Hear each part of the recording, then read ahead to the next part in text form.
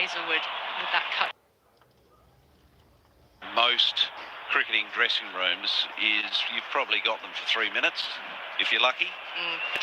Do you think that attention span, almost with society, has reduced in recent years? Hazelwood in straight to go straight past the outside edge. Came forward, looking to defend. It was a beauty from Hazelwood, and it could not have been very far away from the edge of Jaiswal's bat. He's on 48. Oh, that was an absolute peach, wasn't it?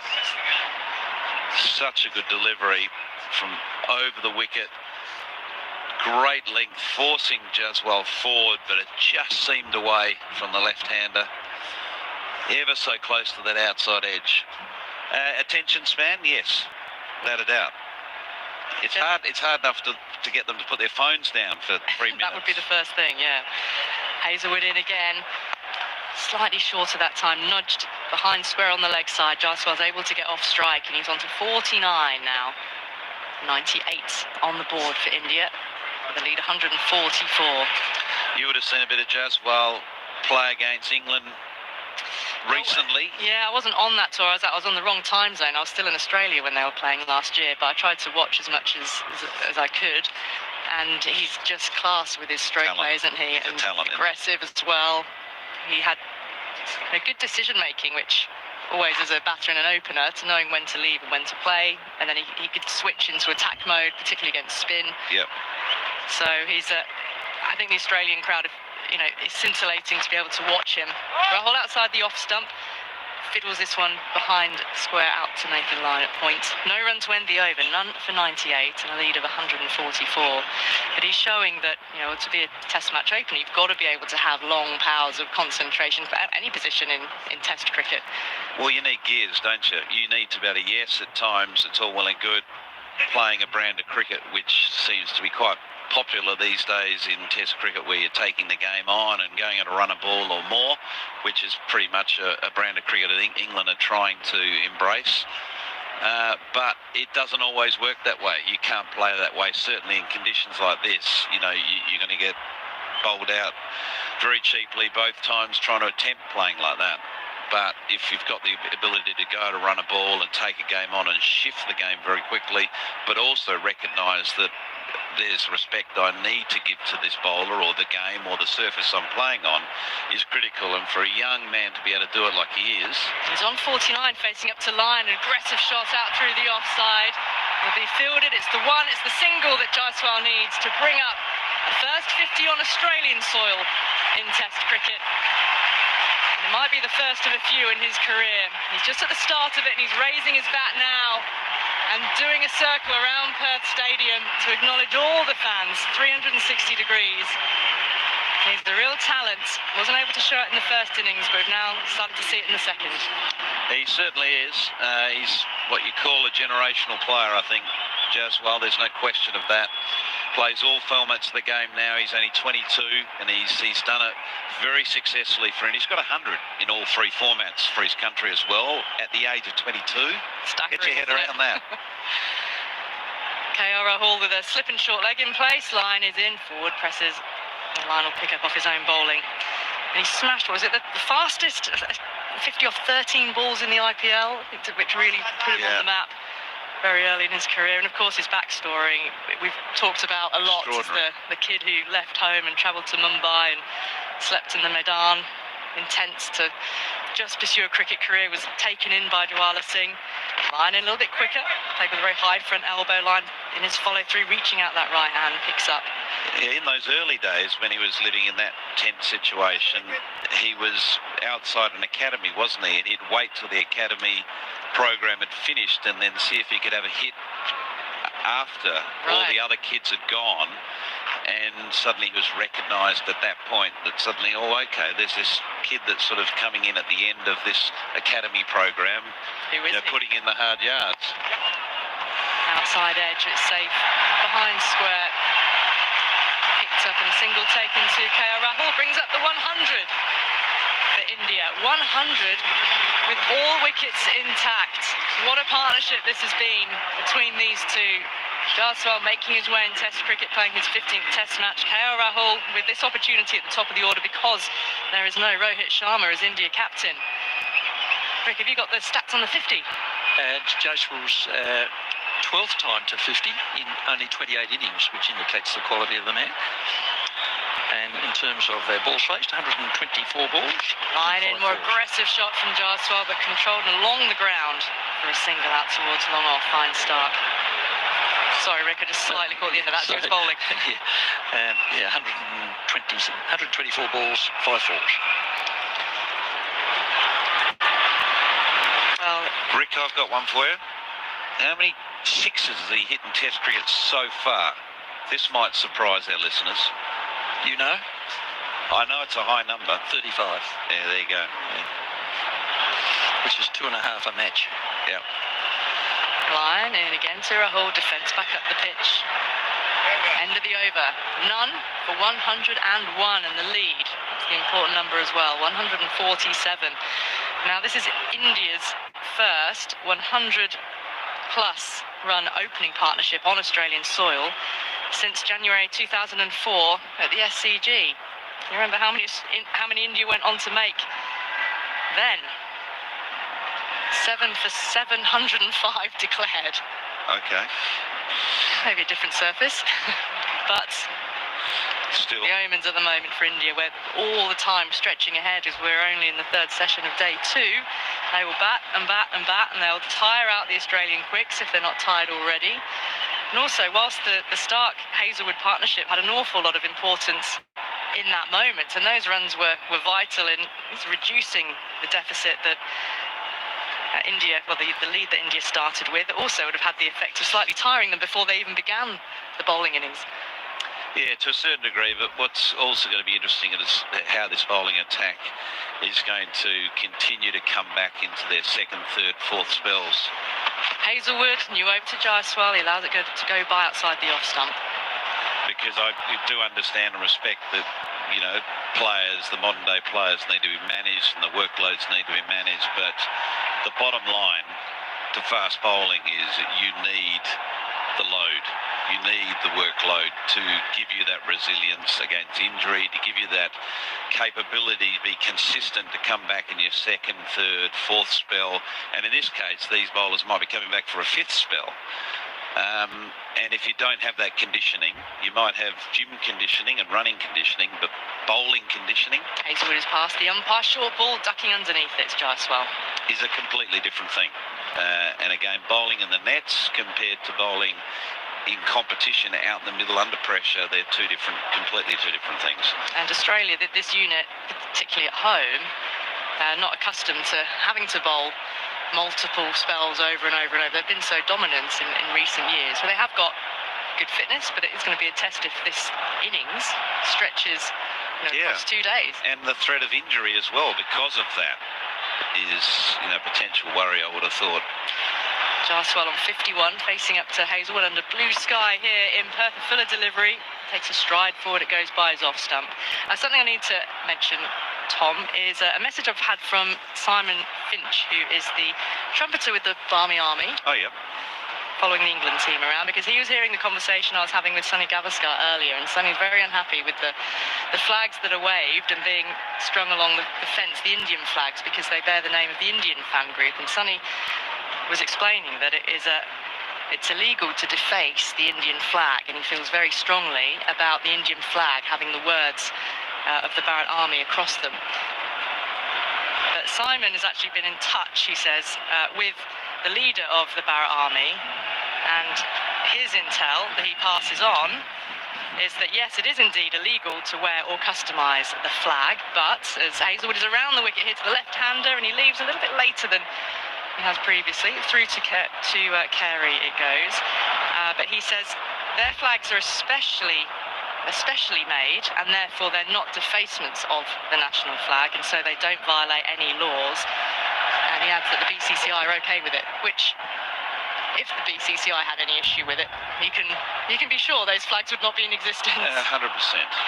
And obviously the head of the BCCI, Jay Shah, has political connections as well with his father in the government. But that's the intel we have on the flags. They are specially made, so therefore they don't infringe the law. As Hazelwood is in outside the off stump, but Sunny, I don't I'm not sure it'll alter his view. I think he's still decided he doesn't like them. I think you need to share that with Sonny, and hopefully he understands. It's part of the colour of the Indian team playing abroad, and that the Indian women's team have their own fan club as well really? now. Okay. Yep, Yeah. they've called themselves the Bucket Hat Cult, which sort of grew out of a group of fans who started to come together in the stands of India games, singing songs, and they've now developed songs about the Indian team, and the symbol for them is the bucket hat. You can spot them in the stands in India. For Hazelwood, again, drawing the shot from Jaiswal. It's a defensive shot, but again, he's not too far away from the outside edge of the bat. He's looking quizzically down the pitch this time. So none for 101 at the end of the over, the lead 147. And this is a really good example of what we were talking about earlier with regards to being patient. Hazelwood has bowled exceptionally well since he's come back. He's changed his angles. He's bowled over the wicket, round the wicket. He's beaten the outside edge on a few occasions now. But he just needs to hold there and stay patient, because that is going to be where the opportunity lies. It's not going to be, it's not going to lie with suddenly let's go short and try to then over pitch. You need to remain patient in that area that is offering just a little bit and giving you that chance, and you will find that edge. And it's going to be hard for that next batsman that's coming in. Partikel's going to come in, and he's going to have to get his innings started again. That's where, hopefully, from Australian perspective, the door does open, and suddenly you get sort of that double bang bang where you get a couple of wickets on the board and you're back in the contest. I've got to hope for that. And there's been a lot of fans who've also been keeping an eye on the dugout, thinking, am I going to get a chance to see Virat Kohli bat today? They might only have a ticket for this day 2 at Perth Stadium, and they were hoping or thinking they might get a chance. Well, there'll be one for sale, I'm sure, for tomorrow. Yeah, well, there's enough available because it's a big enough stadium, but there's a fabulous crowd of over 31,000 in again. Line once more into the ground and then into the hands of Travis Head. He's there at short leg. KO Rahul on strike on 41. So we've got 31,807 in at the moment, which would sell out every test ground in England. True. What's the biggest ground in England now? Well, at the moment, I wonder whether Edgbaston trumps it.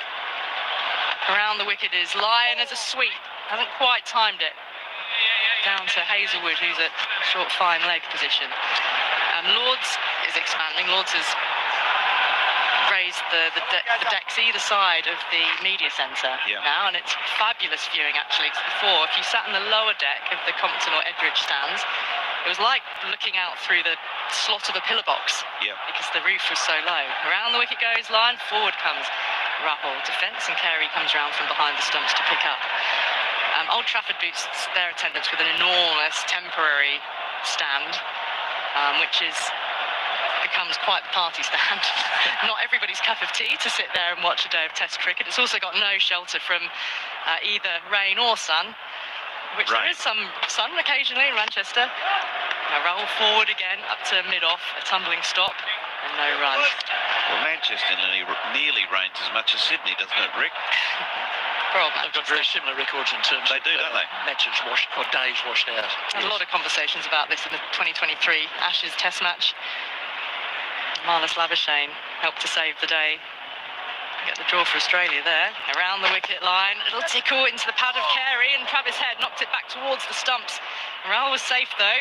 They've taken one. Now, who's that on the slide? Down on his knees with his back to us. Is it No, who's getting up? I think it's Marnus. Marnus Labuschagne down there. He took a sort of divot out of the turf, and he just thought as he caught his knee and jarred it somewhat. And taken one. It's taken the score to none for 102. Mitch Marsh came running all the way up to him to check he was okay. And he's got to his feet a little bit gingerly, but jogging away now and a wave of his hand to say, no, everything's fine. And the umpire's wandered over to tap down the divot with his foot, as you would on the fairway of a golf course. Keep that turf looking pristine. It does look pristine at the moment. Oh, it's like a billiard table, isn't it? Well, on one way you look at it, you see all the stripes, but if you look at a slightly different angle, you can see it's a checkerboard. Yeah. In beautifully mowed. Right, Lyon's got the ball in his hand again. Ready to bowl once more. Over the wicket here to the left-hander. Little tickle towards mid-wicket. No run. to end the over. Khawaja was there to field. So the lead is approaching 150. It's on 148, but still no breakthrough for Australia. The opening stand is at 102 with Jaiswal on 51, KL Rahul on 41. And no sign of where the wicket's going to come from. Double change here. Tom Moody and I making way. Sunil Gavaskar coming in alongside Clint Wilden. This is ABC Sports coverage of the first test. Live from Perth Stadium, Australia versus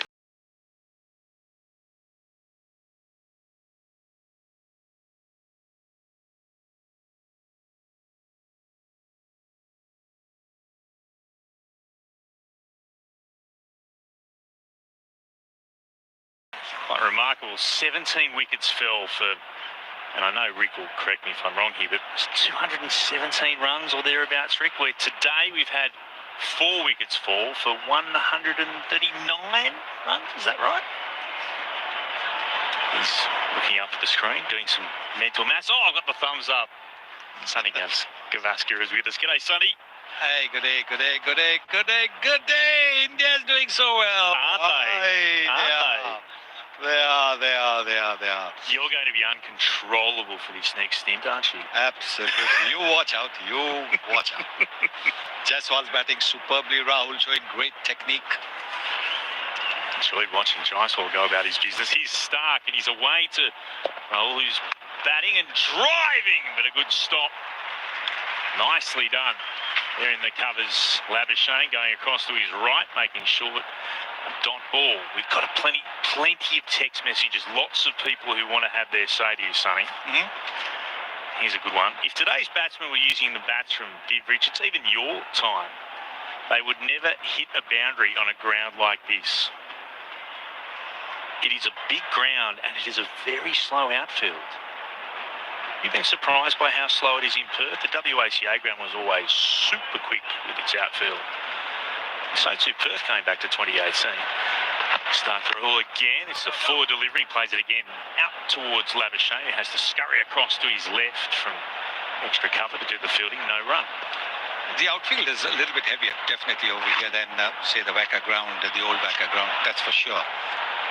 But talking about the old bats, fine. I understand that.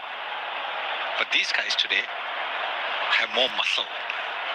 So it doesn't matter if the bats were, if the bats they used were not the thick-edged ones, they would still be able to hit boundaries. Viv had a bit of muscle though. Viv had a bit of muscle as well. Oh my God, did he have a bit of muscle? Oh, he had a lot of muscle. And did you know that yesterday happened to be the 50th anniversary of his debut in Test cricket in India, November 22, 1974. There you go. Stark's away, there's 2 slips, and Stark bowls around the wicket, up onto the toes. As Rahul plays it backward with a square leg umpire, rolling it down towards long leg for a single. Yeah, I can imagine. I mean, I did a video for him because the West Indies Cricket Board asked me to send a video for him. I did a video for him congratulating him. But I'm just trying to think, if he was there just now and you congratulated him and said to him, hey, Viv, congratulations on your 50th anniversary. I'm just trying to think what his response would be. And his response would be, oh, I tell you, I never thought I would play 50 years, I mean, it would be 50 years for me to, this is fantastic, Sunny, oh, it was wonderful. I tell you, I didn't pick Chandra, Chandrasekhar, I didn't pick him. The first test of mine. He was the most unbelievable player. He's Stark digging one in, punched away, backward of point, well defended by Jaiswal. He was, for someone of my vintage, watching the likes of Viv Richards, and I still remember Clive Lloyd and even some of those greats. And we were lucky enough we had Carl Hooper here in the West Indies series. Yeah. Super cool Carl Hooper. Absolutely.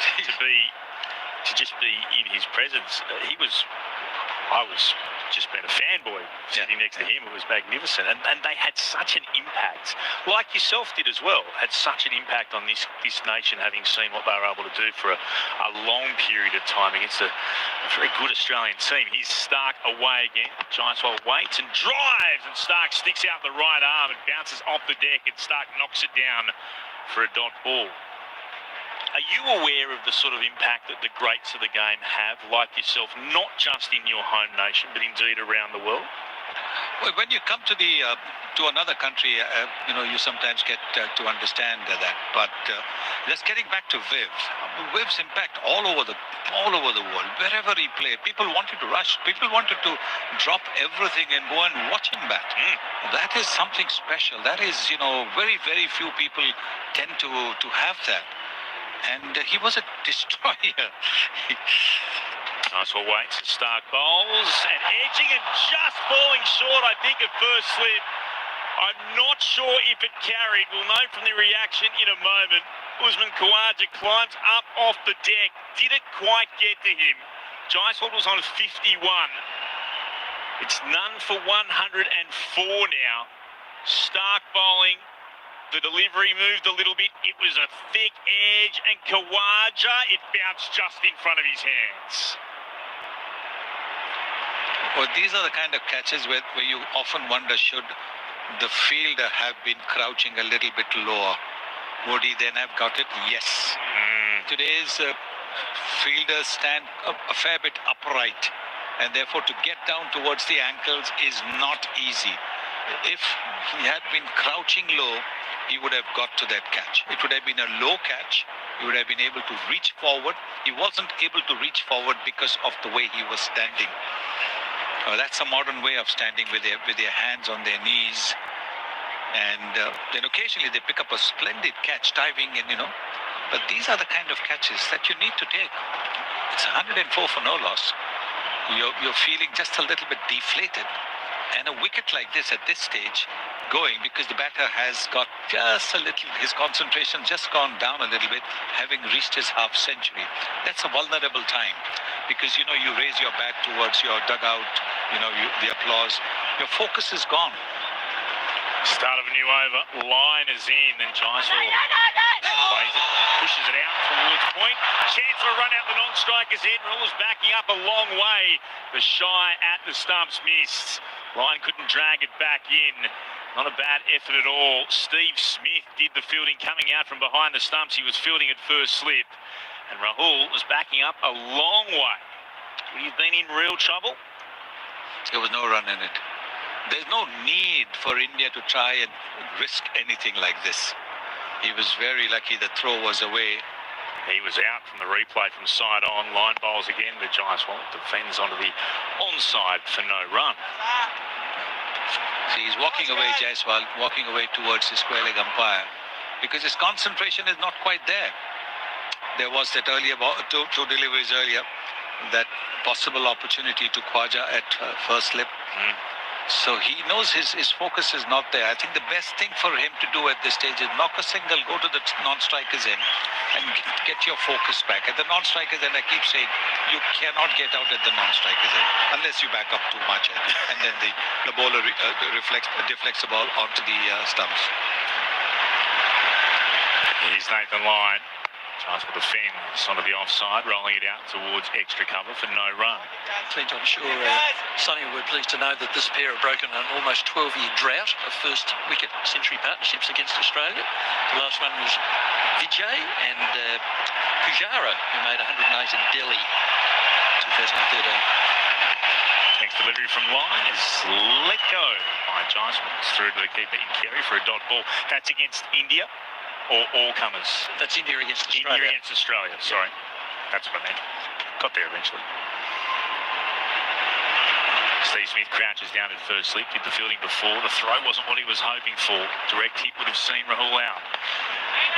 Line bowls and turned around by Jaiswal towards a short, fine leg. There's no run. This is a world-class attack. You're not going to get easy runs. So you've got to show patience. You've worn them down considerably now. You come to the last session, another hour to go. And this is where you actually have to cash in, capitalize. You can't throw it away. At the same time, you can't block, because now the bowlers are tired. You might get a few more scoreable deliveries. One trots in from the southern end. And Jaiswal plays it along the ground, driving out towards a wideish long off. He'll take a single, strolls through to be 53. India none for 105. That's the end of the line over. It's got figures of none for 16 from 10, just the one run coming off that last over. So of all the people getting back to Viv, where would you rank him in the opponents that you've seen? Who did you most enjoy to watch? Well, firstly, Gary Sobers.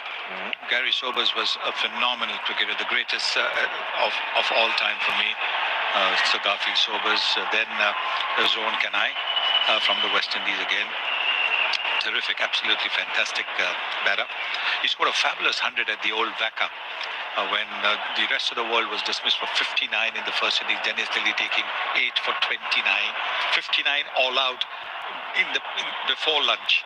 And then the 11th wicket also fell when Farooq Engineer got out before lunch. So there were 11 wickets down in that one session.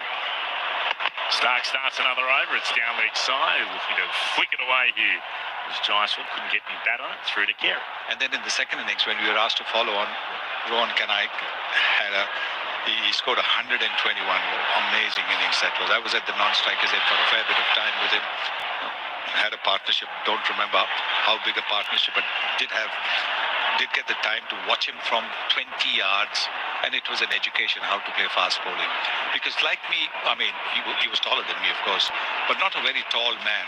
But the way he rode the bounce, and Lilly was, bowling like fire. He was really getting the ball to fly. Stark is away again to Jaiswal with leaves. He was, and watching Kanai was just an education. And he would come down at the end of every over. He was really charged up. And he would just come around and say to me, young man, just stick around with me. Just stick around with me. I would say, yes, sir. I'm going to stick, and it was just an experience, unbelievable. So he was one of them. And Viv again, superb players. Great fun to now when we look back on some of the highlights. But even when you're fielding there and you see world class over there. Start bowls to Jaiswal, plays it into the ground. It bounces out towards Gully, and again no chance of a run. Still two slips. A Gully backward point. There's a fielder a forward point, between forward point and extra cover in Labuschagne. There's a mid-off, a mid-on and a square leg, and a long leg standing directly opposite our broadcasting position here on the members' side of the ground, or the northern side of Perth Stadium. I mean, to see geniuses play is, just a privilege. To be on the same ground, in close proximity to them, whether you're on the opposition team or whatever, is just a blessing. Here's Stark again, away from us, and wrapped on the pads going forward. Jaiswal, they go up. There's a big shout behind the stumps. Wicketkeeper and both slips. They were determined. It looked like it might have been going down leg. There's still a few seconds left on the timer. Kerry runs up the stumps. Stark doesn't look all that interested. That Cummins wandered over for a second as a shake of the head. They won't be reviewing.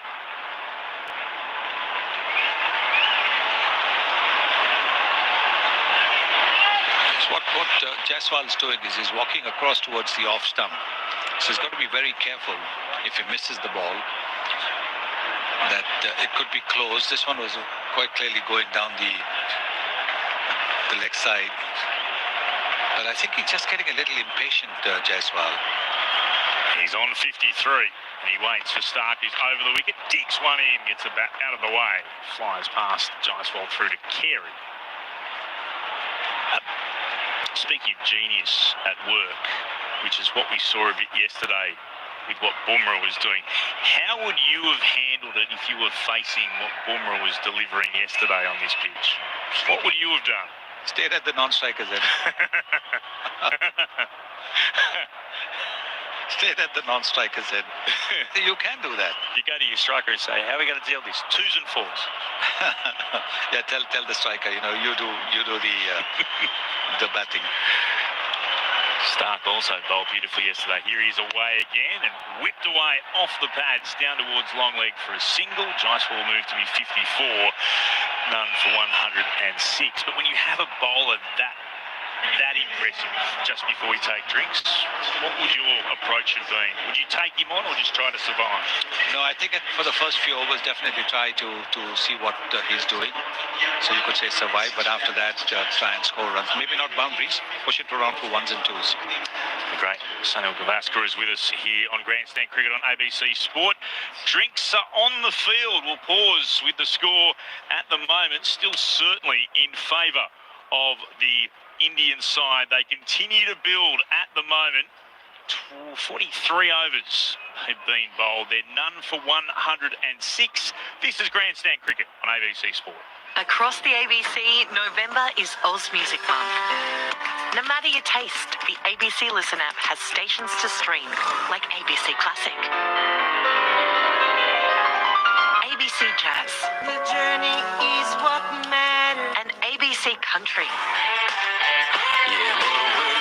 All this and more on the ABC Listen app. ABC, Australian music's biggest band. This is ABC Sports coverage of the cricket on ABC Radio ABC Sport Digital Radio. and the ABC Listen app.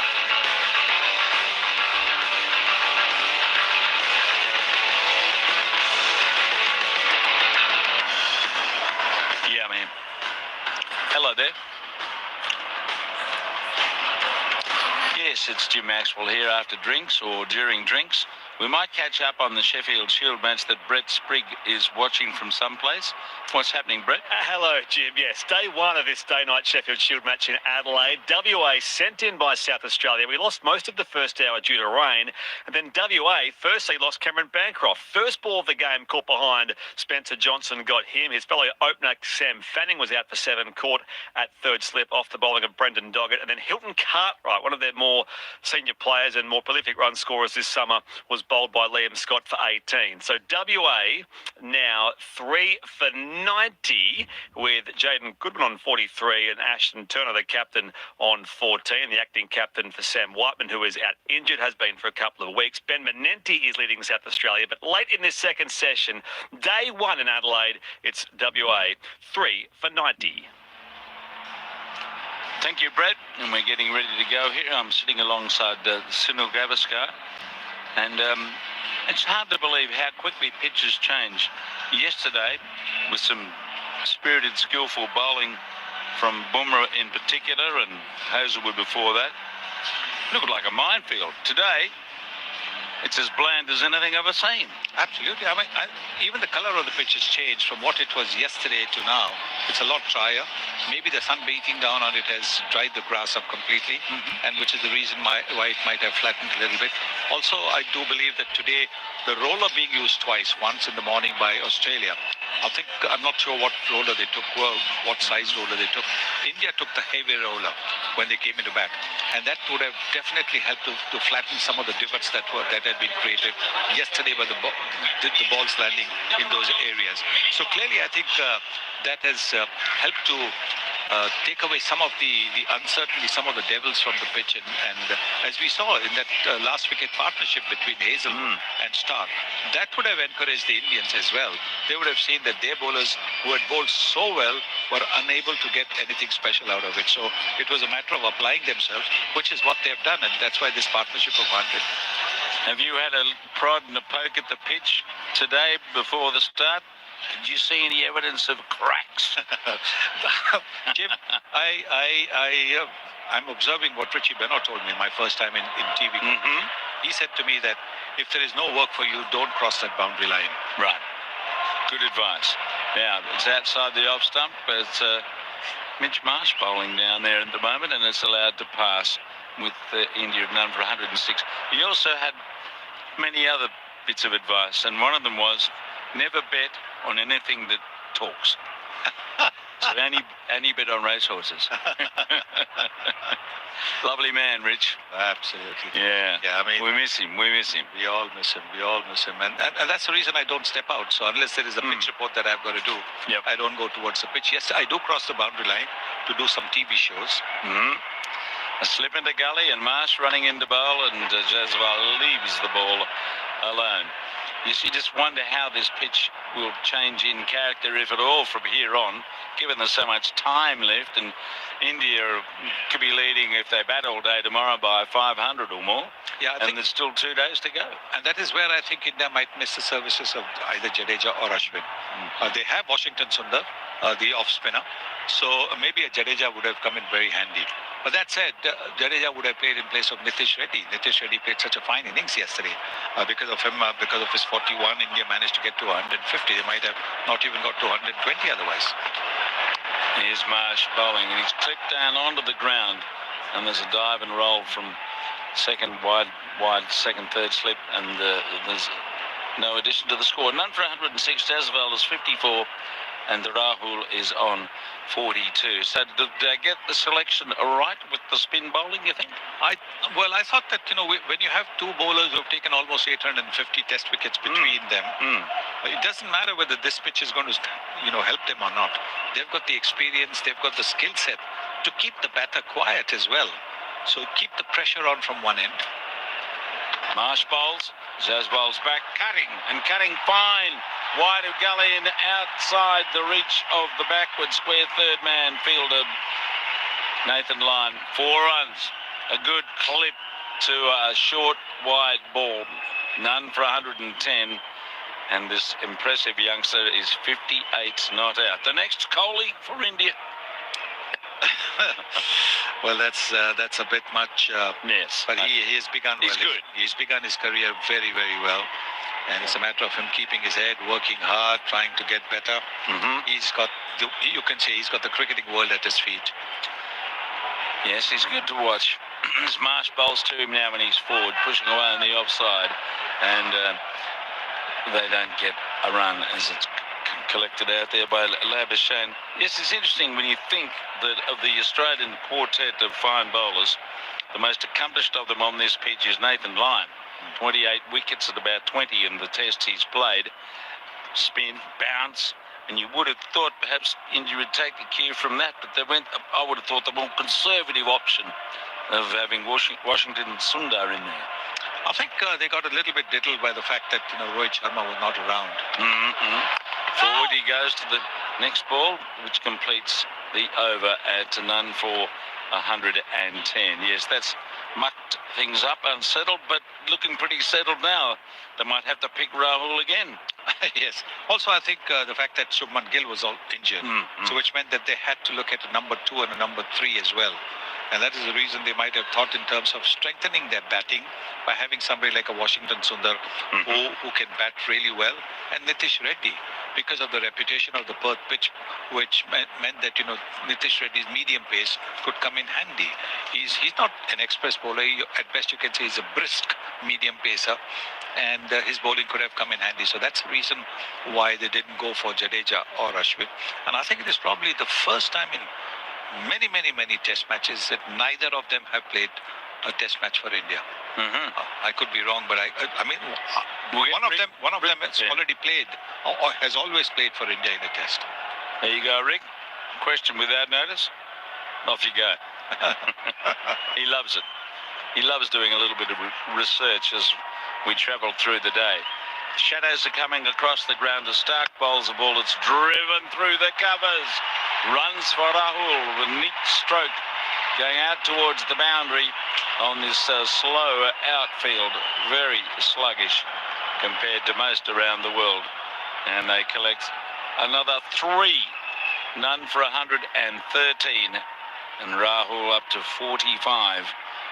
And India lead by 169 at the moment, having bowled Australia out for 104 on the stroke of lunch when Stark finally had a heave-ho to try and find the boundary and skied it and was caught by Pat, and he was out for the top score in the innings of 26.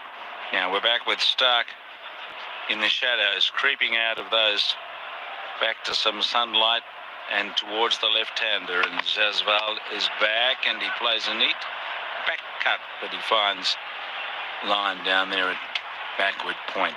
So we're about 10 to 5 local time, another hour of play, and we'll be under the overs, but most of the time when you have a good day cricket, it's the last thing you look at, I reckon, is the number of overs. Although you should be bowling them, but it's what the spectacle is that matters. Yeah, 21 overs left today. I can't see it being completed by the scheduled time. We'll have to play the extra half an hour as well. But it's been riveting cricket, really interesting cricket. Stark runs in, back goes Zasval, plays it down in front of the third slip. Maria Erasmus said to me during the Ashes in England last year, because he just feels the players have been paying lip service to the over rate. I said, well, what would you do? He said, I'd leave them out there. So you're staying on until you bowl the overs.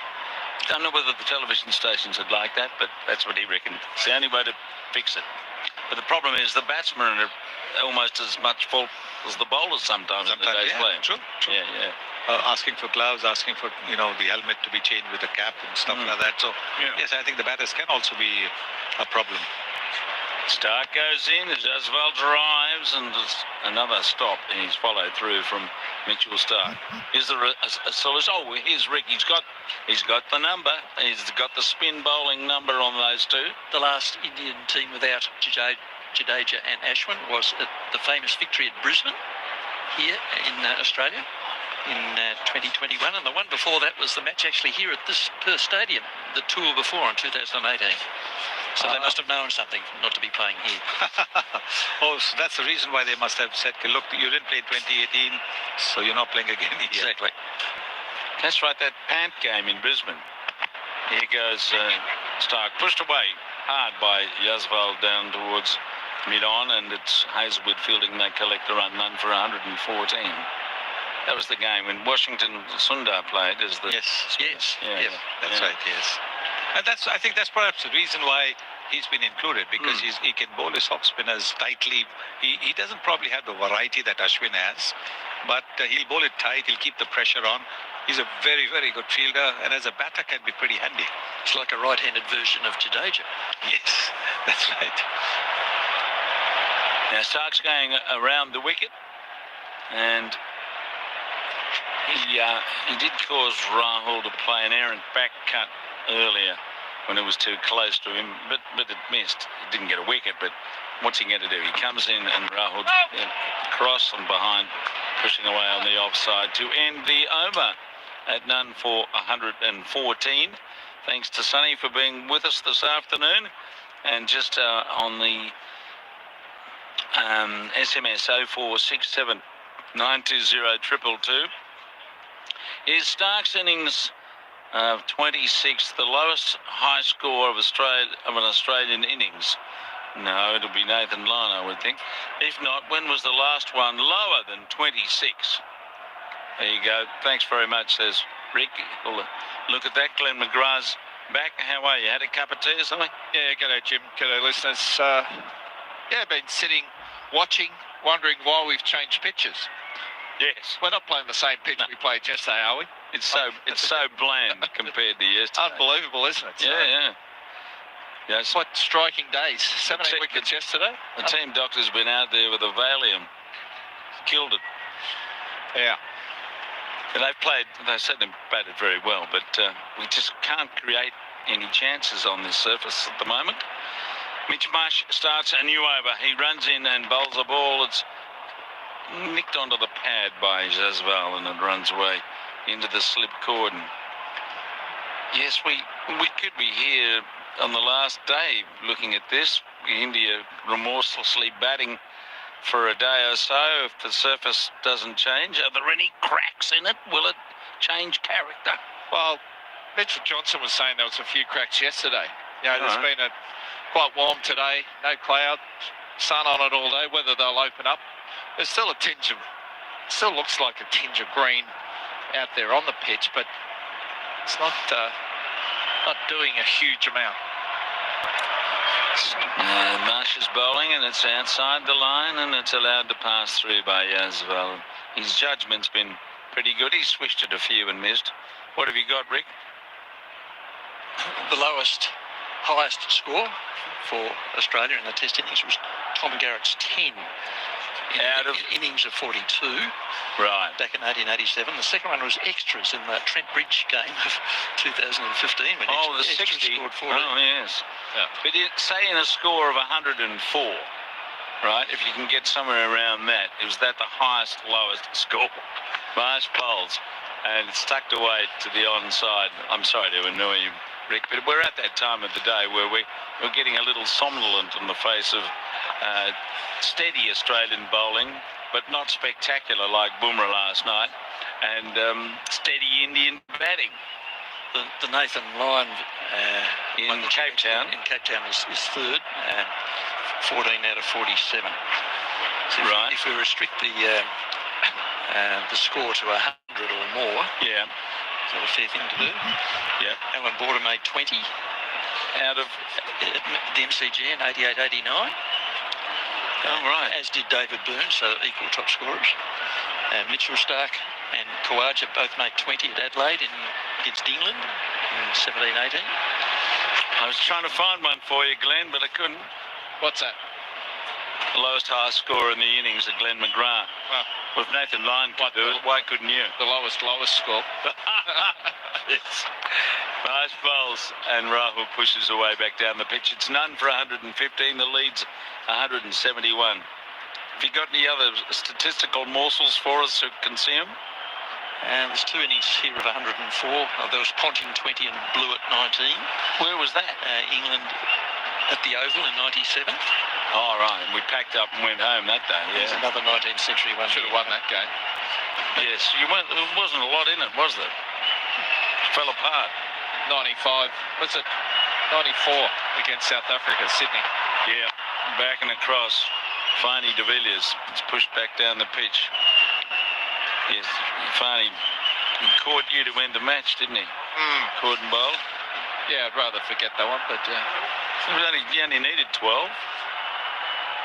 12's a long way away. It's the first time 26 has been the highest score in Australian innings. We've had a 25, no 27, but never a 26 until today, so there you go.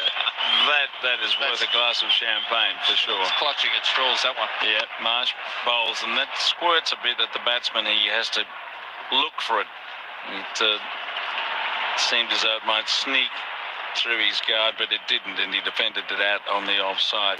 So the end of the over, we're approaching 5 o'clock local time. It's none for 115. Jaswal is 60. Rahul 45. Australia earlier out for 104 with, as we mentioned, Stark top scoring with 26.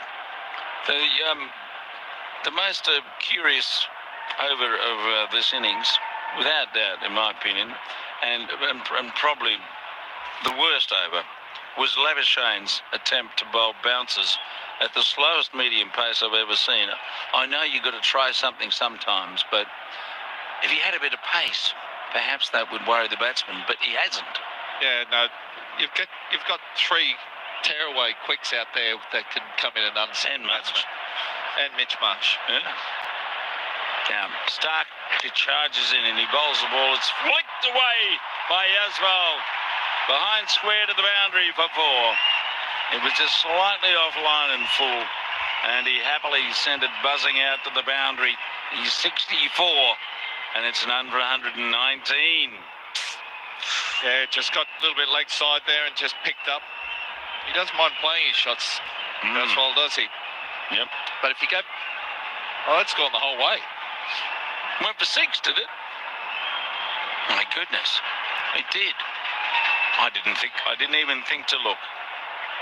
We're looking at a sort of glaring light out there, but as soon as he hit it, oh, that's 4. 6. Long boundary. Stark goes in, and Jaswal is beaten outside the off stump. That skimmed through to beat him as he tried to defend, and he was a bit surprised by that outside the line of the off stump. Wonder if that's a sign, Jim, because A crack. the ball from the previous over kept low. Yep. And that one there. So that's 2 out of 3 balls that has kept a little bit low. If that was on the stumps, it's all over. That is a worrying sign with Australia batting last, batting at some point, and we're only on the second day. If what we've just seen there's a change, an occasional change in the nature of this pitch. Stark bowls pitching up, and it's pushed away firmly to wide mid off for a single as Marsh comes around to pick up and fling back a run. And Jaswal is now 67, and the score none. Yes, none for 122. Yeah, you're talking about Labuschagne coming on bowling some short stuff. The Australian bowlers haven't really looked like they've changed their game plan. If it's not working, okay, what are we going to do now? Try something different. Maybe come in and bowl a barrage of short stuff from the quicks to just unsettle them. We haven't seen that. They just seem to be sticking at that same plan. But here we are, 46 overs in, no wickets down. Yep. You have to try something different. Around the wicket, here comes Stark. Rahul back down the leg side. He allows it to pass through. Yes, the old Ashes Stokes plan. If in doubt, bounce them out.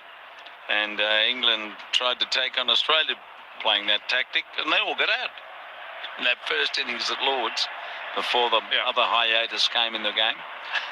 None for 122 here. How often did you resort to that tactic? You didn't have to, did you? Oh, yeah, if things weren't going well, you tried something different. Twice in my career, we bowled all day and didn't take a wicket. Very overrated, let me tell you. But Eden Gardens. And around the wicket, Stark bowls, wide of the off stump. Kingston. Oh, against Lara and Jimmy Adams. Jimmy Adams, Lara. Yeah. That's right. And then once... Someone dropped a catch that day. Yeah. And then once we batted all day, didn't lose a wicket. I didn't mind that one. It was South Africa. I think it was Steve Waugh, Greg Blewett. Ah, yes. Joburg. Yeah, in the 90s there, yes. None for 122. Well, they've been batting all afternoon. Yeah. These two. They might go on tomorrow as Stark is driven by Rahul, and it's well hit out in front of point, chased by Lyon towards the boundary, and he doesn't get it. He goes away for 4. Another pleasant stroke from Rahul. He's 100, no, he's not.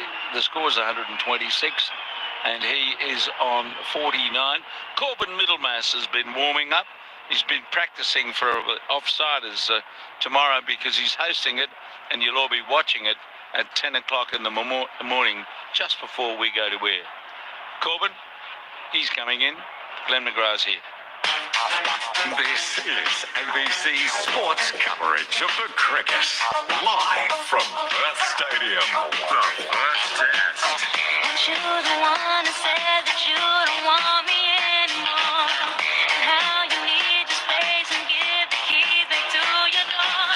And how I cried and tried to make you stay.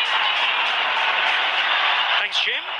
Mitchell Marsh has the ball. He's on his way into the left-hander, and Jaswal takes the ball off his ribcage, just drops it back with a square leg for a single. So India, none for 127. Glenn McGrath in the evening session on day 2. The first test here in Perth. This is Grandstand Cricket on ABC Sport, and the SMS number is 0467920222. Felt like yesterday the fast forward button was on. And that's an appropriate response because today the slow motion button has certainly been hit. We're all thinking, 3-day test here. It's all happening. It's going to happen quickly. And then today, I guess that when Bumrah was bowling, you felt a wicket was going to fall every ball. And now we're wondering where the next one's coming from. Marsh to KL Rahul, who plays a late cut, passes the gully fieldsman in McSweeney, tucks it down to backward point.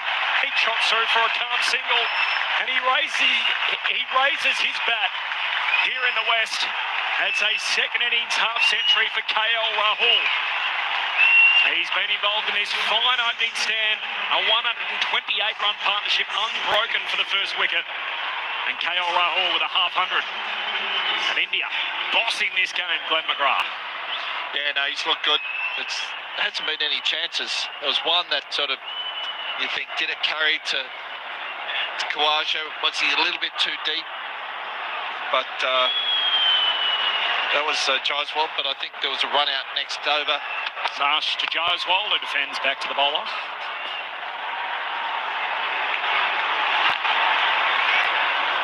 So there's been no chances. Yeah. That's been the thing. This quality Australian bowling attack, you would have thought 48th over, they would have created a few chances, and there's been quite a few play and misses, but no. Whether Quaj is one you put down as a chance, but that's it. How would you feel about that as a fast bowler when that slips a little deep? Yeah, because that was a genuine edge. That should have carried, so you sort of place yourself off the keeper, I guess. Joswell has a ball ducked back into him, little inside edge onto the body. None for 128, the lead is 1-7-4. But we've also seen the last few overs, a couple just up and down. So whether there is a few cracks appearing out there, and it's going to be a little bit inconsistent in this pitch. That one there, it's just, there's a certain spot that just seemed back in. From up here, you can see a little sort of round greenish or different coloured spot on the wicket. I think if they keep hitting there, it just nips around a little bit. Backward squares out, 3/4 of the way to the boundary. Marsh is on his way in. He bowls to Joswell, who's cutting out through point. Chase on for line, around from third man, and he'll pick it up a metre inside the rope. The bright sunshine on the western side of Perth Stadium, that is. And a couple of runs there for Yashasvi. He moves to 70 in India. None for 130. They're effectively none for 176.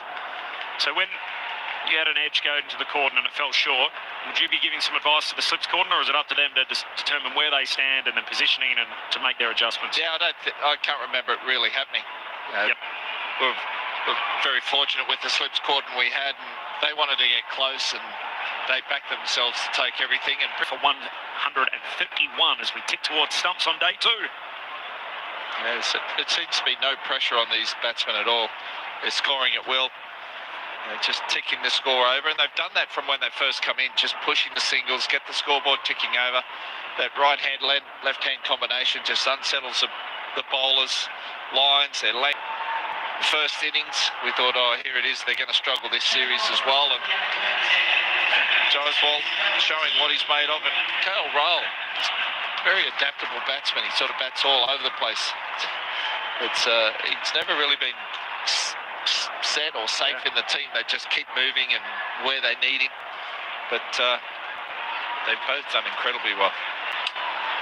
Glenn McGrath, grandstand cricket on ABC Sport, and Pat Cummins has brought himself back into the attack here. He's bowling for the members' end of the ground, and he's coming around the wicket as he bowls to Joswell, who's coaxed into slashing outside his off stump, playing a miss on the cut shot. He's still there on 71. KL Rahul on 50. And India effectively none for 177. That's the lead. Clear blue skies, 27 degrees in Perth today.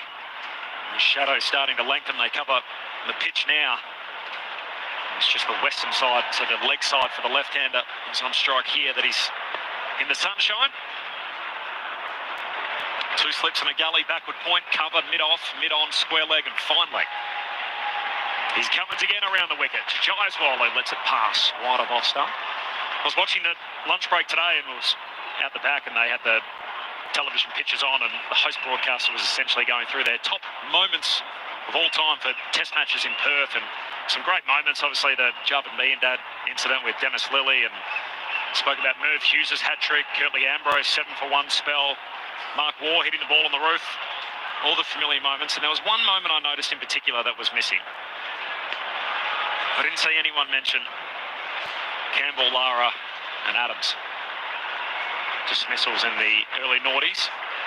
As Cummins on his way in, bowls on middle and leg and turned away by Joswell out to mid-on. Lead 177. Not a single mention of your hat-trick. Oh, what were they thinking? Like, Amazing. seriously. What do you remember much about that morning? That's day 1 of the test. The thing I remember the most about that morning was, that people couldn't get in the ground. Yeah. There was ticket problems, and a majority of the crowd were trying to get in, and they couldn't get in, and that happened. There was hardly anyone in the crowd. Imagine that. So you buy a ticket to come along to the cricket, you're stuck out the front due to a ticketing problem, and someone takes a hat-trick. As Cummins on his way in, bowls to shy as well. It's short and he ducks underneath it. And the third wicket, I was lucky enough to be there that day, and I was in the ground as a young bloke with my old man. The third catch was caught at short leg, wasn't it? Yeah. Justin Langer. Yeah, so for a hat-trick, most batsmen come out think they're going to go full at the stumps. Yep. You miss, I hit and get a hat-trick. And, the previous test, I thought Jimmy looked a little suspect early on, just one in the ribs. So I thought I'd give him a short ball. Yep. And it didn't come out that well. It was directed reasonably well. And he just popped it up for JL's fielding in close. So Cummins bowls a short one, and Gireswell looking to lift it over the keeper's head. Not sure he made contact. Balloons over the head of Carey anyway, and they'll be signalled as wides. So 5 wides going in the book here. That is a bonus for India. They skip from none for 131 to none for 136. 5 more to the tally for Team India. So I think the Australians need something like that. A hat-trick now would go down well, wouldn't it? I think they've got to keep hanging in, the Australians. Just think, one ball. Like that one there, that's measured at 2.5 metres. There's not too many batsmen that are 2.5 metres tall. Square leg back, Gireswell drops it on the offside. Thought about a single, sent back. Had you taken a hat-trick at any other level before then? I think about it, Narromine, I took one when I was a young fella, but that was about it. Yeah. So, you always dream of taking those things. And, Damien Fleming, fellow fast bowling, cartel card carrying member, sort of Brown, he always brings it up. But he's never let it go that he should have 2. Right. Because Warney dropped him at That's right. in the slip set, just straight here at Adelaide Oval to bring up his second hat-trick. But Cummins to Gireswell, who tucks it off his hip again through square leg for 1, and Stark trots through from mid-on to retrieve it. 1 off the last ball of the over, none for 137. The lead is 183. Rick Finlay alongside myself, Corbin Middlemass and Glenn McGrath. I was just about to ask Glenn, you bowled another 16 overs in that innings without taking another wicket. Having taken 3 wickets and 3 balls, it was a bit frustrating not to come up with any more. That happens, but thanks for bringing that up, Rick. But that way it goes sometimes, isn't it? Yeah. Do you still have the ball or anything? Still have the ball because it was Cricket Australia mounted it for me because Brian Lara, who was my second wicket, was also my 300th wicket. So it's in the 300th wicket. Yep. It's got all the names of the players I got out. Yeah. No mention of the hat-trick. Yes. So, but that's the way it goes sometimes. Yep. You get a couple of quick wickets and then you put... There was another one where I bowled one, went straight up in the air, thought easy catch, and What are you more proud of? let it hit the ground. What are you more proud of, the 300th or the hat-trick? Oh, they're all, hard to sort of, hat-trick's quite rare, I guess. Surely you talk more about the hat-trick over a beer and it comes up more. Yeah, I talk more about the hat-trick and the 61 than most other things. And I hung on to a catch in Adelaide. So all these things that are rare, Ricky Ponting classes them as miracles. They're always pretty special. Bowling change, he's Travis Head, bowls to Gireswell, who swats it back past him all the way down the long off for a single. None for 138.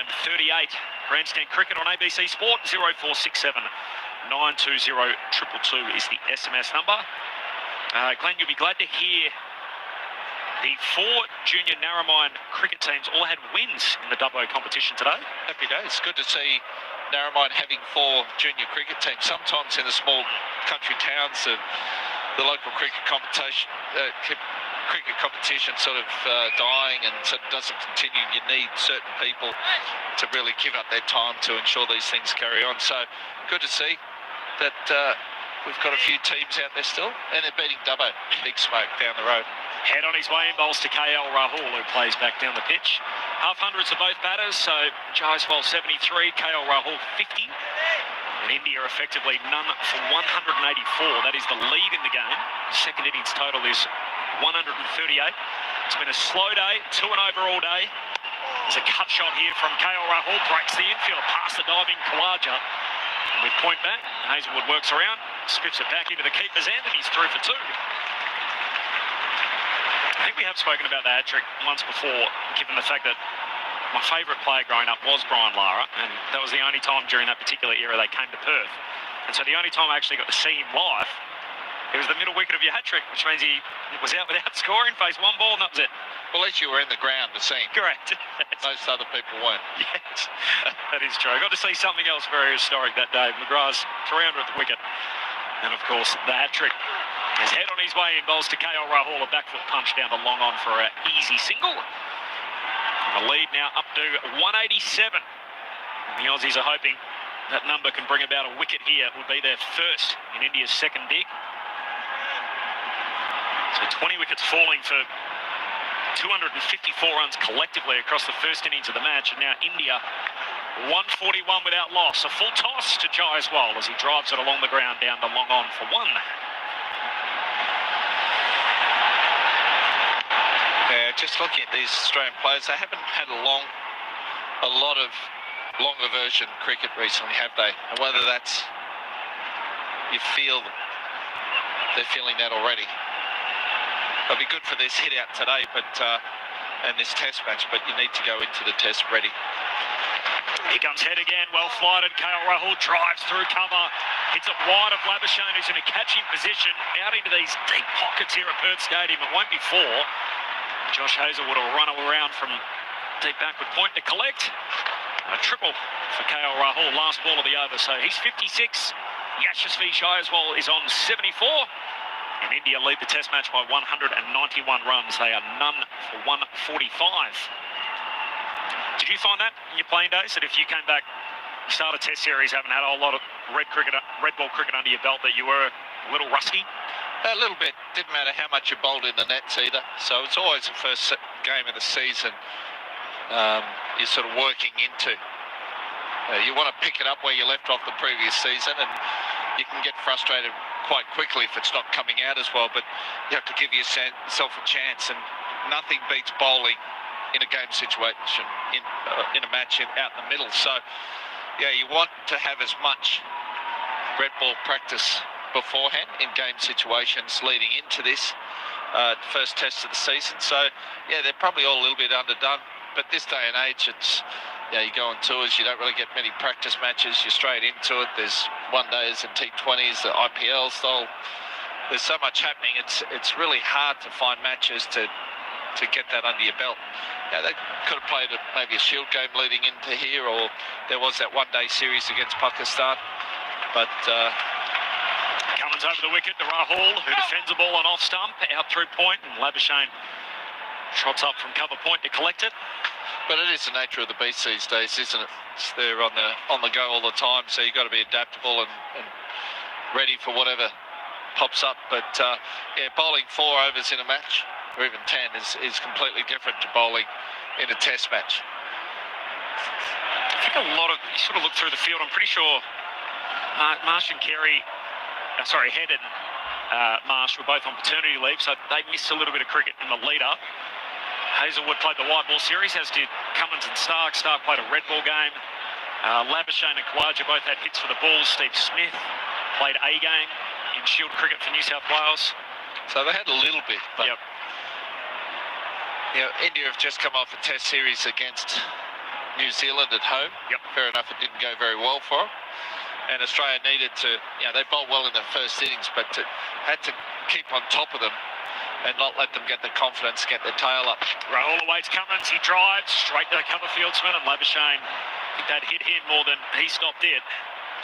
He's a little sore too as he saves 4, but wears that one, I think, high on the palm of his hand. He's just wringing out his left hand at the moment, Marnus Labuschagne, after that. But it's only these two batsmen. There's still a lot of the Indian batsmen that haven't really got enough runs under their belt recently. And there's a lot of talk about Virat Kohli, where he's at mentally, and hasn't scored a huge amount of runs for a while yet. But we've yet to see him today. Cummins on his way in again to Rahul, squirts off the inside edge backward a square, and he'll pick up a single. The square leg fieldsman 3/4 of the way to the boundary. Travis Head, and a direct hit from the outfield. No extra runs on the overthrow, as on the ricochet more so off the stumps, and Labuschagne mops that up. So none for 146. The lead is 192. This game has changed dramatically from the first innings to the second innings, or even more so, day 1 to day 2. Yeah, I think we saw it this morning. It was changing when Mitchell Stark and Josh Hazelwood were batting. It looked like it wasn't anywhere near as tough as previously. So, got to keep hanging in here, the Australian bowlers. Just think if I can get one, might get two, but one ball can turn things around. Cummins around the wicket to Shizwell and confidently defends out the mid-on. Mitchell Stark, probably a lot of the Aussie cricket fans thought, oh, this is great, showing a little bit of spirit with the bat and sticking around as long as they did, even though they went at, less than 2 and over. And all of a sudden, it probably forecast bad signs ahead as we alluded to, that it was getting better and better to bat on. And when India's top-flight bats got their opportunity, KL Rahul, an unbeaten 57, and Yashasvi as well, the prodigious talent, scored a heap of runs in friendly conditions in the Caribbean and in his native India, missed out in South Africa.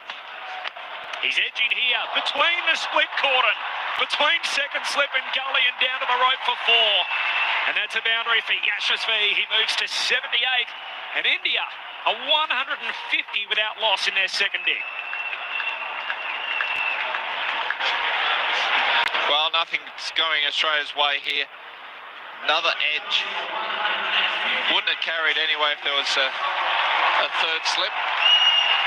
But sometimes you need a little bit of luck too. It's not going Australia's way. Scores 150. The Aussies are wicketless, and that means it's a milestone for the partnership of 308 balls. You can do your own maths there. Here comes Cummins again, the follow-up to Yashasvi Jaiswal as he works it off leg stump just wide of Mitchell Stark. Takes a single. He moves to 79, and the lead is up to 197 at the end of the Pat Cummins over.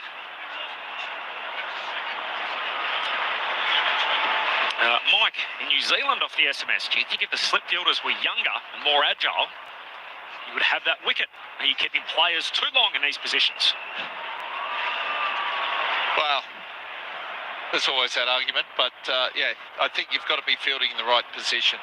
And whether Khawaja was just a little bit too deep, because that was a genuine edge, you should be able to take that around knee height or at least shin height. As it was, I think he didn't get down low enough and it sort of went under his fingers. So it's only another step forward and probably take, well, you'd like to think they'd take it comfortably. But you normally have your best fieldsman in there because it's such an important fielding position in the field. So final crowd, by the way, 32,368. So 32,368.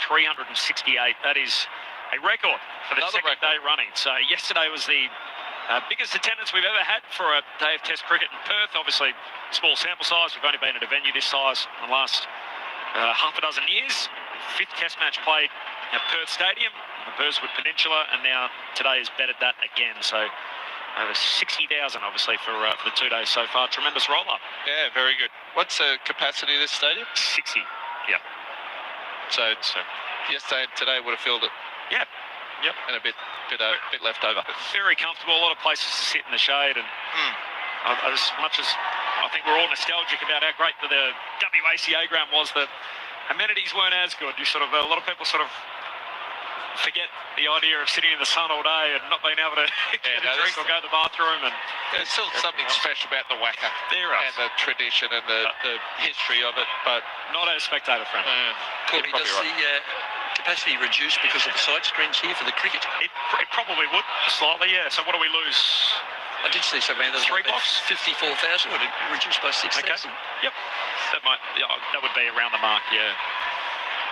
So, interestingly, as much as I grew up here, I lived, obviously, native Sandgroper, grew up here, lived here until I was in my early 20s, but this was built after I left, so this is new for me as it is for everyone else. So I had the chance the last couple of days just to wander around and take in the cricket from a few different vantage points, but wander over to the WACA and just sort of wander on the ground and just relive a few moments. Because walking home yesterday, I glanced over, could see the light towers. And the light towers were as iconic as anything, weren't they? The shape that they were and stood out in the skyline. Bowling change here, Nathan Lyon is going to have a roll. The Justin Langer stand into the ground. He's coming around the wicket. Jaiswal, who works the ball past head at short leg. Through square leg for a single. Lead is up to 198. It's been slow, the cricket, in terms of runs per over today. So none for 152 of 52 overs. So there you go, 3 and over with the bat, Team India, and that's lifted in the last half hour. And the Aussies in the morning session put on only 37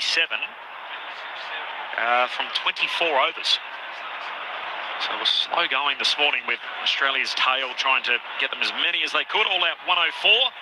Jasper Bumrah finishing with 5 for 30, and the last wicket putting on 25, which was Australia's best partnership. Mitchell Starc top scoring with 26. And now it's all the openers. Jaiswal on 80, KL Rahul on 57. And the lead is 198. So we tick towards stumps on day 2. Line over the wicket to KL Rahul, who just prods forward, and there's a huge gap at cover point. Takes a single and one more, leads up to 199. Yeah, they've got three fieldsmen back, and it's just so many easy signals. You nearly have to sort of, roll the dice, bring them up, make them sort of play some big shots over the top, try something different. Lyon skips in, comes around again to the left-hander, and Jaiswal's forward defending. So is this preservation, or how are they trying to get him out? I don't know. They've got 4 of the fieldsmen back now. So, Jaiswal's quite an aggressive player. If you put pressure up, cut off the singles, he will try something. Line in again. Jaiswal comes down the track, hits it clean and flush over the long-off boundary for 6. He has hammered that. And Yashasvi Jaiswal has put his talents on show down under. The question was, can he bring it in Australia in foreign conditions? He is bringing it today. Well, there you go. I was saying bring him up so he might try a big shot. They're all back. And he tries it anyway. And he comes down, gets it where he wants, and the full swing. And he knows he's hit that well. That's got to feel good, doesn't it, when Marnus Labuschagne at long on, and immediately just his eyes go up and go a long way back as Jaiswal's follow-up is through cover. He'll get a single to the sweeper on the offside. He's on 87. See, I like that 6 because that went into the crowd. It didn't just clear the rope and fall before the fence. So that was a good strike.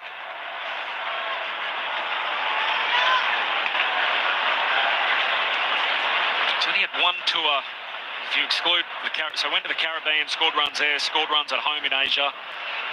There's 1 trip to South Africa as Lyon bowls to KL Rahul. He just prods away and defends to mid-wicket. He missed out, averaged only 12 there, and so the question was, can he do it in the Sena conditions, as the Asian countries often talk about? So South Africa, England, New Zealand, Australia, and we've seen the best of him today. Yashasvi, he's 87 not out. KL Rahul on 58. Commentary change. Ali Mitchell is on the way in. You're listening to ABC Sports coverage of the cricket. Australia versus India. Live from Perth Stadium on ABC Radio.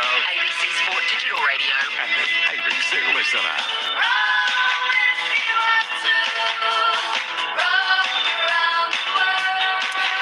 For those in Perth Stadium today and all those listening to us from wherever you're listening to us from, something very special is unfolding for Yashasvi Jaiswal, the youngster, just 22 years of age, who has never played a test match in Australia until now.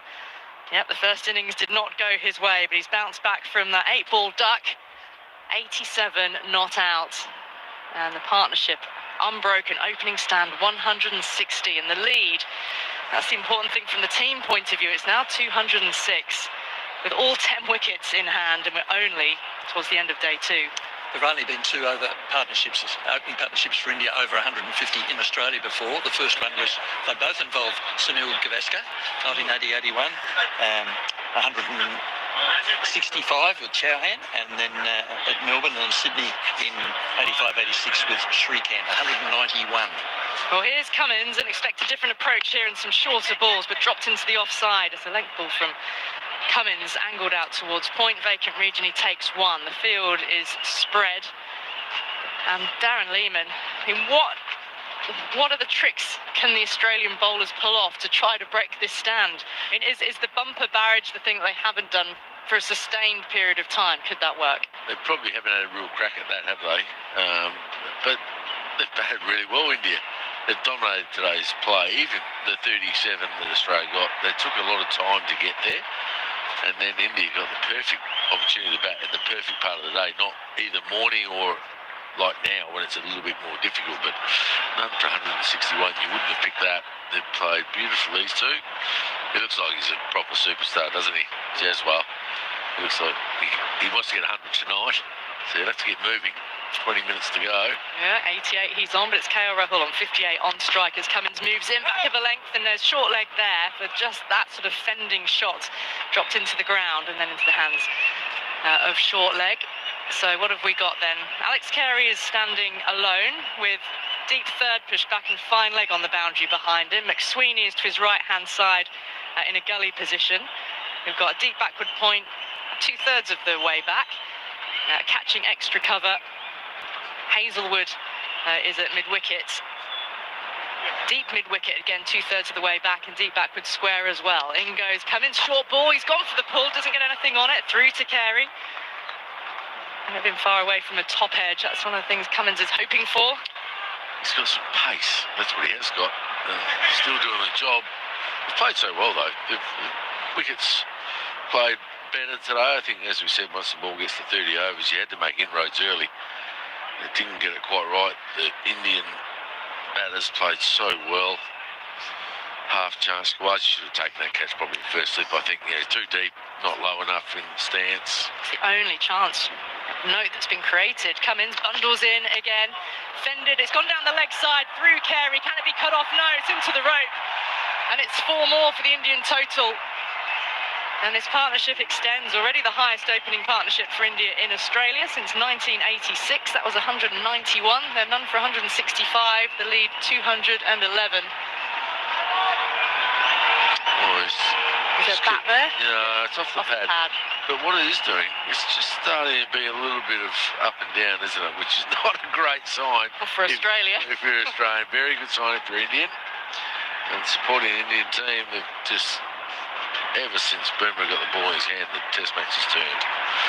150 probably wasn't enough, to be fair, anyway, but they made it enough on the back of some unbelievable bowling by the Indian pace attack. Yep, in goes Cummins. Early evening here in Perth, around the wicket here to Rahul. Angles it out towards deep point, takes a single, bring Jaiswal back on strike. Then the flicker of a fight back came from the most unlikely pair, wasn't it, for Australia? The 10th wicket stand between Stark and Hazelwood. They added 25, which showed a degree of resistance at the time, given what had come before, but even they weren't able to reach parity. It was too tall an order, and so India were just always ahead, taking a 46-run lead into this second innings. It's an interesting one because I'm not sure it helped the cause batting that long. For the bowlers, almost tiring themselves out. Tiring themselves out, and the pitch was at its freshest in the morning. It's a funny old game, isn't it? Cummins in, and Jaiswal gets down on his knees to sway out of the way. Cummins is half appealing as if to say, did it clip something on the way through to Carey? But he's showing a great amount of flexibility out there as well, Jaiswal, because he's had to do the old limbo a few times and sway out of the way, and he flexes from the waist and then the whole body, and then the head and the neck goes back. It's none for 166, the lead 212 at the end of that Pat Cummins over. And the other stat, which is not a happy one for Australia, is simply the length of this innings and how long these bowlers have been bowling without taking a wicket. And I believe you've got to go back to 2010, the last time that an Australian attack at home went 45 overs even without being able to break an opening stand. And we've now had 53 overs. Now that was the Ashes Test match at the MCG, Strauss and Cook. Yep. And 2010-11 Ashes. The last time you won a Test match. It was. Is it? I was about to say, we all know how that series worked out. Oh, well, in terms of Test match, yeah, but that's the last series that England won on Australian soil. They've barely challenged since then. Well, I don't think they've won a Test match since Sydney. That's, 14 years ago. But anyway, Very different prospect for India. Yes, very different. Australia, that's an interesting stat, that. Ryan, a familiar swirl of his right arm and then in, and Jaiswal punching it back up the pitch beats line, and his follow through, he's flat on his front, and they'll jog through for one. Brings McSweeney in from the boundary to field. The thing we were saying before is Yeah, they only got 37 anyway. Took 2 hours out of the game. Neither shows some resistance. I get all that, and our listeners will understand that as well. But sometimes when the wicket's at its freshest, been under covers, it's early in the morning, you know, sometimes it's just better to be bowling. So you should actually swing and get your 30 that you got, and then the bowlers haven't used up any energy. As Rick said, they batted for about 100 for 2 hours, basically Mitchell Stark. And then he's going to come and bowl 6 or 7 overs straight. He's not going to be as fresh. So you have to take the risk there sometimes to actually give some to get some. Is there a case for declaring overnight, do you think? Lyon around the wicket here to the... Well, the way it's turned out this afternoon, yes. Because none for 167 doesn't help anyone.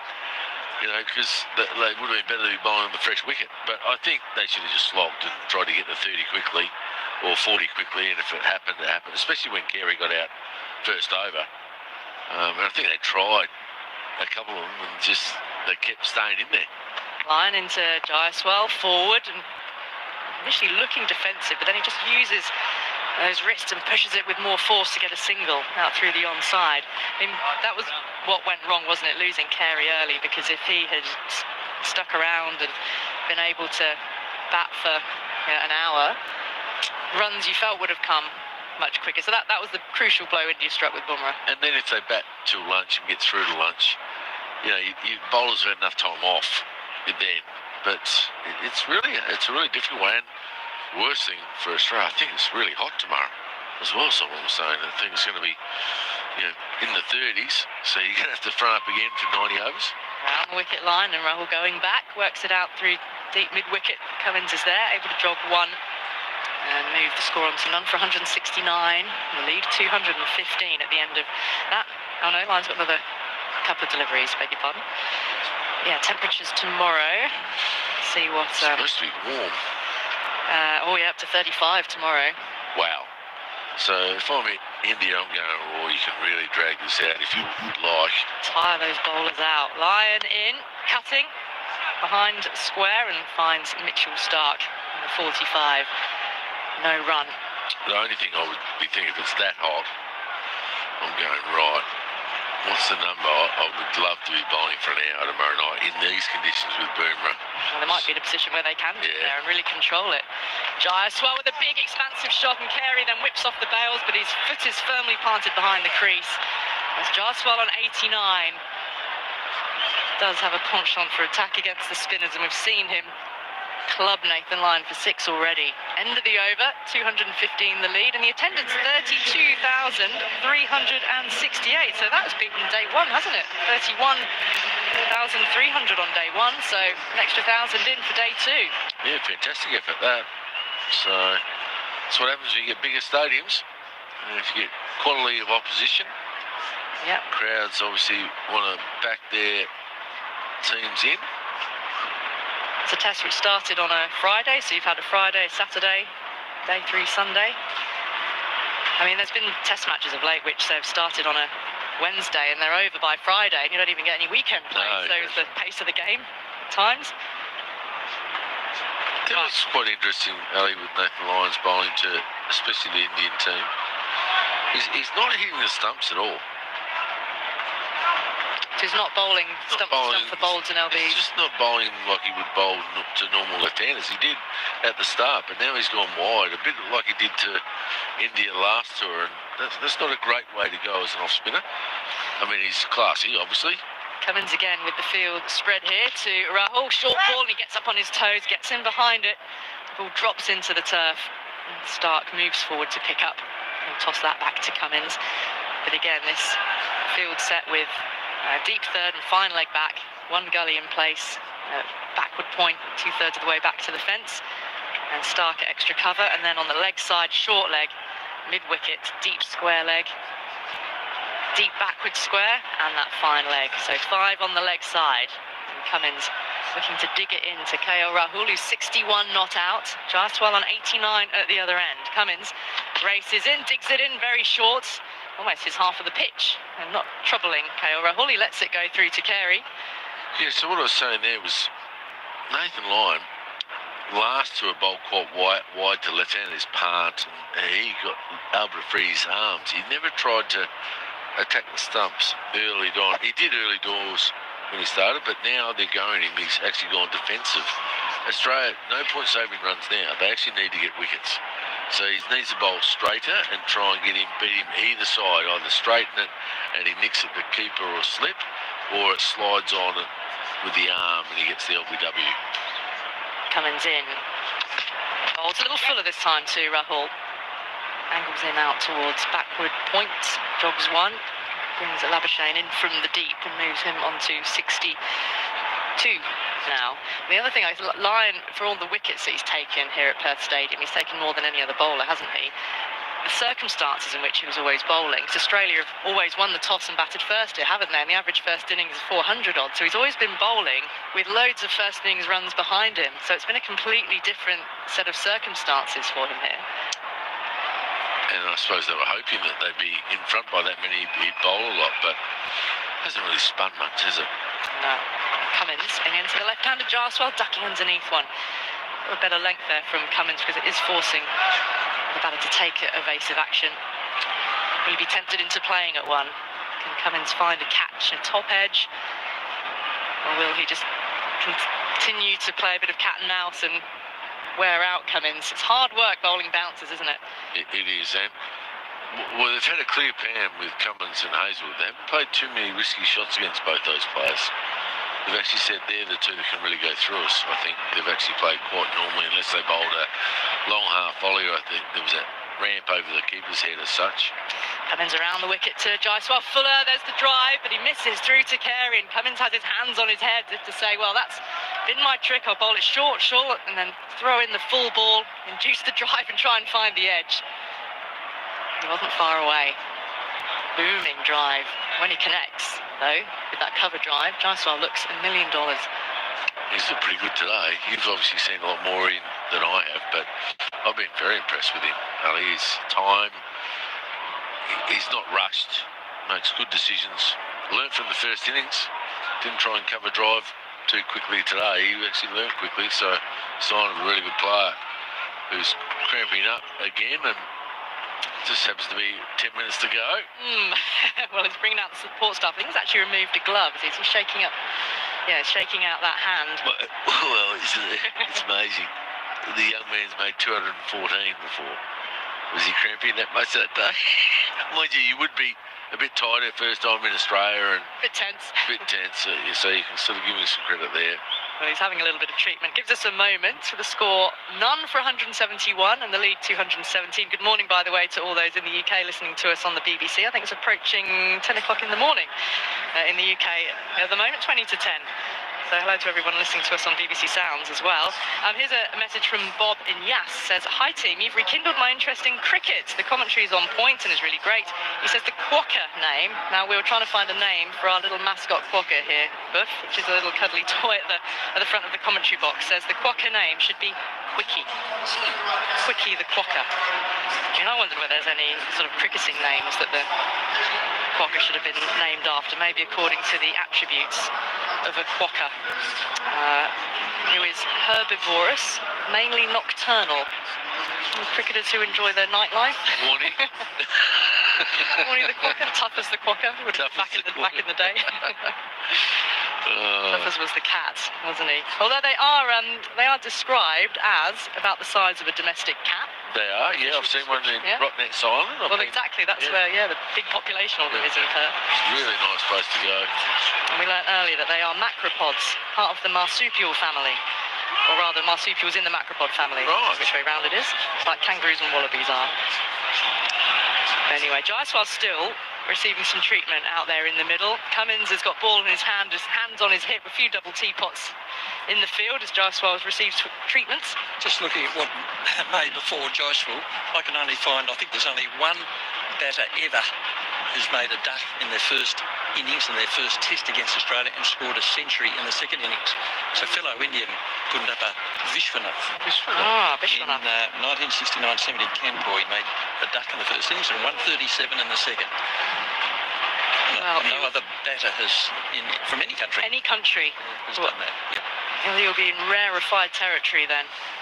And at the moment, there's very little to suggest that he won't get to that milestone because there's been no chance offered. The edge which went to Khawaja was off the bat of KL Rahul. There was a time early in the day, Rahul's bat was found up to 3 times where he was playing with soft enough hands, or one hand came off the bat handle that the edges just went into the ground and didn't carry to the slips. Here's Cummins. Jaiswal on 89, ready to face up again outside the off stump. Through it goes, a little more lift. It wasn't a bouncer as such. Through to Carey it goes. Field is still spread. The catch to Khawaja, that was Jaiswal, was it? Beg your pardon, it was off Jaiswal.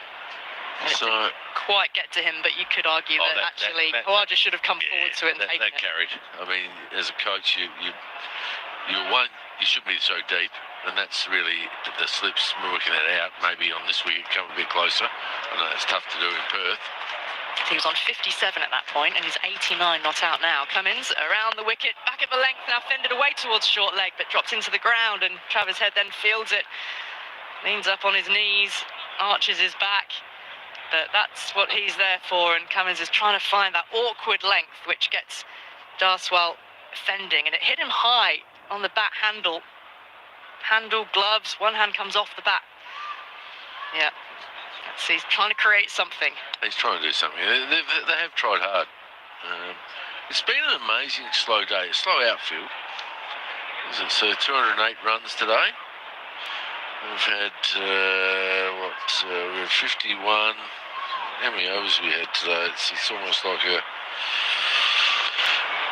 55 in this innings. So Rick will have to tell us how many the Australians batted today. 44.2 in the second innings. So 55, that's what, 78? 17. Yeah, 75. 70. Yeah. 78. 79. 2 for the change. Still not getting your 90 overs in, are you? No change. Oh, no change though, because it was lunch, wasn't it? Yeah, of course. And we've got 5 minutes of play left. Yeah. Only coming to the in the 80th over. Pretty hard, now. that, isn't it? Yeah.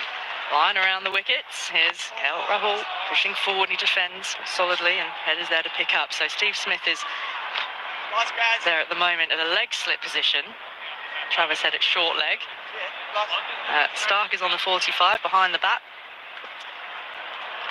Lyon moves in. Shaven headed around the wicket he goes. Forward again comes Rahul. Defence. 5 minutes to go until the close of play on this second day. And the match moved forward at a pace. 17 wickets in day one. Australia losing their last 3 wickets this morning. And then India, it's just been these two batting the whole rest of the day. So far, Lyon in. Rahul defends, not taking any risks. Get to the close. Get to the close, you've got a free hit tomorrow. Even if you bat badly, you're going to be so far in front of the game. It's a slow outfield. You bat well in the morning. New ball's a session away still, roughly, isn't it? It's been a long old day for the Aussies. Lyon moves in. Forward he gets to get to the pitch of the ball. Steve Smith scrambling to his left-hand side at leg slip to save it. Another dot ball.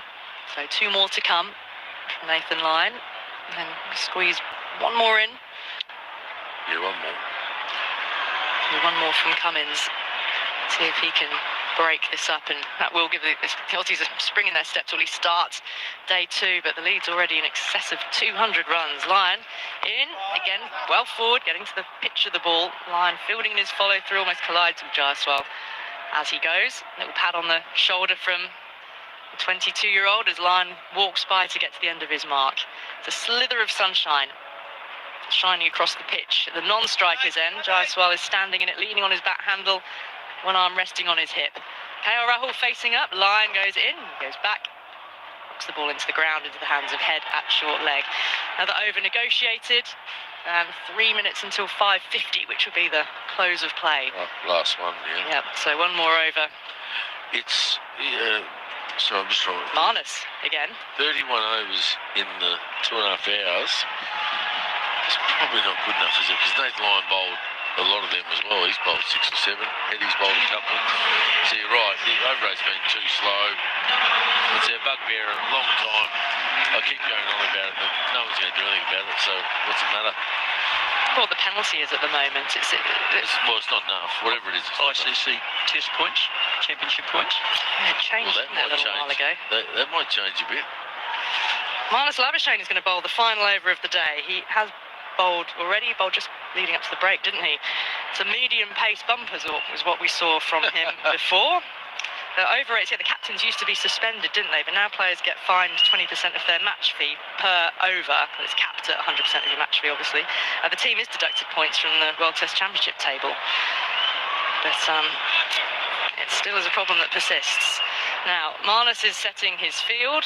He'll have 6 balls to try and make a difference here and break this stand. So, again, on the offside, we've got deep third, gully, deep backward points.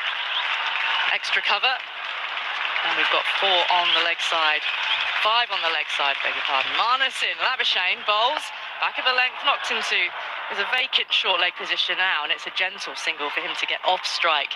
As Travis said, has still got those shin pads on, but he'd retreated into a catching position more at a shortish mid-wicket. So, KL Rahul on 62, the single took Jaiswal to 90. Wonder how he'll sleep tonight if he's not out in the 90s on the cusp of a first Test century on Australian soil.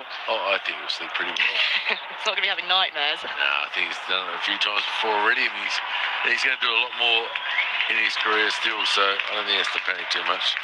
Bit of a pause because Travis Head has gone for the helmet again with KL Rahul on strike. 62 not out, and Head is asking Nathan McSweeney to come in a few more paces from the boundaries. He's about 2/3 of the way back at deep backward square. Stark is at deep square. He's now coming in a few paces as well. So Labuschagne to Rahul. Leap at the crease, a short ball, and Rahul has sunk right down low onto one knee to let that go by. He's playing the long game here. He's not going to be tempted into taking a risk. He's happy to duck and it go through to Carey. Well, they've learnt from their first innings. They've played really well. Let the ball come. Haven't been reaching out too far. Haven't tried to hit the ball too hard down the ground where you can nick the ball, apart from the one to Khawaja. It's been a batting masterclass for the rest of the Indians to watch. Labuschagne, another short one, and Rahul lets it pass over his head. Crouching low, it goes through to Carey. Well, Virat Kohli has been padded up in the Indian dugout for the whole of this innings, alongside Devdutt Padikkal, who's due in at 3. There might be a few Indian supporters who'll be looking to get a ticket for day 3 and come back and expect to see Virat Kohli. They would have probably expected to see him back today at some point. On the form of the Indian batting lineup in the first innings, certainly. Well, CA and be very happy for Australia that tomorrow they'll be batting. Labuschagne in, short ball again, and it pitches short through to the keeper once more. So 2 more balls left in the over. Pat Cummins again marshalling the field. So what adjustments will he make? McSweeney heading back. No more helmet for Travis Head. He's going to drop back to a mid-wicket position. KL Rahul is standing in that slither of sunlight now. Lone figure. He's batted so well today in partnership with Jaiswal. He waits back poised. Labuschagne is in, bowled on a length, and that one kicks up nastily and strikes him on the glove into the ground. But Rahul is just taking a few steps away, trying to look nonchalant about that. But that did bounce awkwardly for him. It wasn't a short pitch bouncer. It was back of a length enough, though, but it came back in. Bounced more than he was expecting. He wasn't expecting that because he had bowled 2 for the over already. So you've seen how he bowled Fuller. Last ball of the day. Labuschagne to Rahul. Gets in behind this one much more solidly. High front elbow. Labuschagne picks up in his follow through. And that is the end of a day where India have dominated.